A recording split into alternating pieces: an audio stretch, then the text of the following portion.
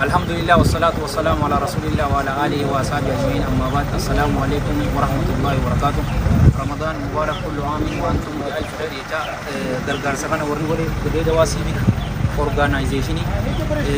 waan isin nuti kannatan amana egar rabbi amantani egar sinu amantani nuti kannatan uga isi warran kana fidne jirra wanni nuti finne roza kintala kudashani garu rahmat rabbitin roza kintala kudashan odun tayni alul khairin warumman makroni kintala kudan irrabilinen roza kintala takka isane kanan khanis gurba sahiba kaynya ilmaganda kaynati ininis kintala lama fitina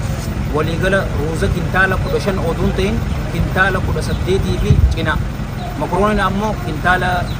kudani timira firi danna habba didami kilo ibba jechu kilo ibba dinnicha kintala takka fi cina sungkurta kintala sadid timantim kana habba afur namtittin illeen isin illeen khairi dalagatte habba shan fugote barbarre kilo kudalama kuni wan turbaniti khanis walumani khana itijanna rabbin isinirra haqebalun isininja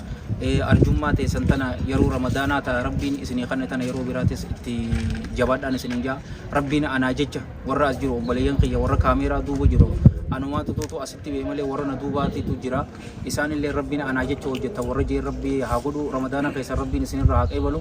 يا دا مراد غير ربنا سنعبوته اللهم صل وسلم وبارك على سيدنا محمد وعلى جميع المرسلين واخر دعوانا الحمد لله رب العالمين والسلام عليكم ورحمه الله وبركاته.